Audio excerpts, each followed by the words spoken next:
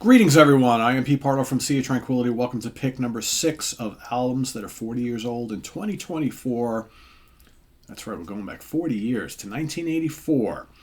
29 days in February, we've picked out together, you and me both, our 29 favorites across all genres. One pick each day. I'm not doing mine in any order. I'm not ranking these. These are just my 29 favorites from the year 1984. A really good year for me.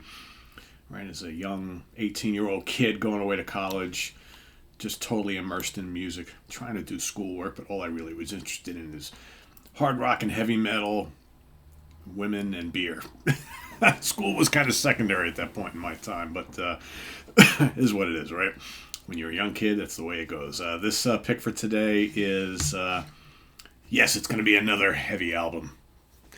People in the chat and in the comments was like, Pete, how come you picking so much metal? Because I'm a metal fan. It's my number one preferred style of music. Why would I not be picking metal? 84 was a great year for metal. I'm certainly not going to pick the Cocktail Twins and Men Without Hats, folks. Come on, you know me better than that.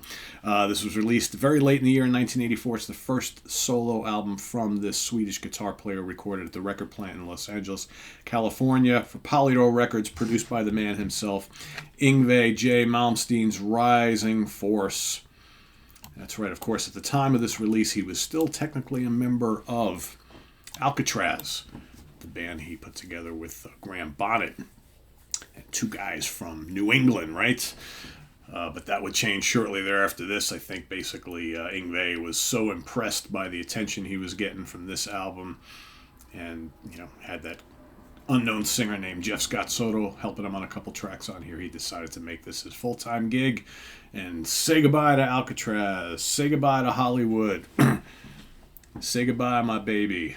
Hello, solo career. Yngwie Malmsteen on all guitars, Moog Taurus bass pedals. He arranged and produced the whole thing. Jens Johansson, keyboards. Barrymore Barlow, of course, the great Barrymore Barlow on drums from Jethro Tull's band. Jeff Scott Soto on vocals. What do we got on here? Of course, it opens it up with the amazing Black Star. I've got to show you I remember this album blew my mind when it first came out. I mean, my mind was already blown with the Alcatraz album, and I was pro Yngwie in a big way with the release of No Parole from Rock and Roll in this album. It was just, he became like my number one obsession. And I remember at the time, a lot of us youngsters at the time who were into guitar players and maybe played guitar. It's like there was the Eddie Van Halen camp, the Randy Rhoads camp, and the Yngwie Malmsteen camp. Those were the big three at the time. Of course, Randy's tragic death kind of ended that a little bit. But I remember there was this big competition between people who were into Eddie and people who were into Yngwie, because Yngwie was like the rising stud, right? The young kid, right? But because I was a Blackmore fan, because I was an Uli John Roth fan, I was in camp Yngwie. I loved Eddie too, but Yngwie was my guy. Black Star, like I mentioned, just amazing. It's like you got two vocal pieces on here, and the rest is all amazing neoclassical, hard rock and metal guitar pieces. Right, of course, with full band as well, but it was all about the guitars and the guitar solos. Black Star is amazing. Far Beyond the Sun. I mean, at the time, this was pretty groundbreaking stuff. Sure, Blackmore, Roth, and like Al Di Meola were doing this sort of thing in different contexts before, but this was the first time we saw this kind of blistering, blazing classical metal playing within the confines of these types of songs, almost like these kind of power metal songs. Just amazing stuff. Now Your Ships Are Burned, that's a vocal piece with Mr. Jeff Scott Soto on lead vocals. I think he would, I'm not completely nuts about his vocals on this album, but I think with the second album, Marching Out, he truly came into his own. That, to me, that's his outcoming. Evil Eye, very, very cool. Icarus Dream Suite, Op 4, based on Adagio in G minor. That's the one song that everybody kind of, centered on this album. It's absolutely amazing. Some great acoustic and electric guitar work on there. As Above, So Below, Little Savage, and of course, Farewell. Yeah, for me, I mean, Far Beyond the Sun. I love the first two tracks. I think Black Star, Far Beyond the Sun are easily my favorites on here, but Icarus is great too. You know, the vocal pieces are pretty good too, but I prefer the instrumentals on this album. I think it's almost, to me, it feels like the two tracks with vocals were just kind of thrown in afterwards, right? They just kind of threw the vocals in afterwards just to kind of get Soto on the album.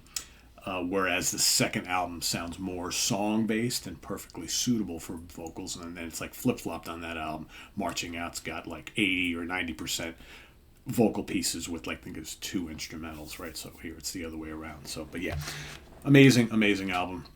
It's so groundbreaking at the time. You know, this is basically saying that it's okay to put out a mostly instrumental guitar shred album, right? And of course we had the Vais and the Satrianis and the Vinnie Moores and the Tony McAlpines and all those other guys coming in the wake, right? Charting positions: Japan, number 19. Not surprising. This kind of stuff went over very well in Japan. Swedish album charts, number 14. Back home, doing pretty good. And here, the U.S. Billboard Top 200 albums made it to number 60.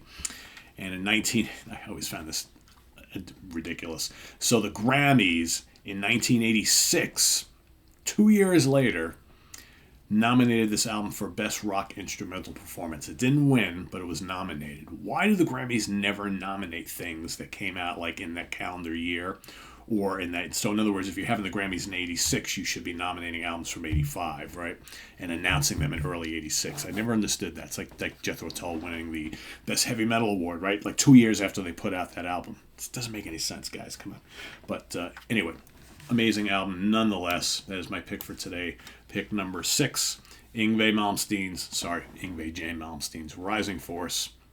Self-titled debut. Let us know what you think of this down in the comments below, as well as your pick for today, pick number 6, and we'll see you tomorrow for pick number 7. Visit us on the web at www.seatranquility.org. We're on Facebook, we're on YouTube, all together, all the damn time. Please subscribe if you haven't already and click on that notification bell so you get alerted of all of our content as it posts, and please do hit the like button before you leave. If not, Hulk will be very pissed off, and you know what happens when Hulk gets angry, he smashes, right? So definitely don't want to do that. And also down below, get the links to our Ko-Fi page for channel donations, our merch page, and our Cameo page. Thank you in advance for all your support there. We'll see you soon here with more stuff. I am Pete Pardo. Thanks for watching. Have a wonderful day, everybody. Take care. Bye-bye.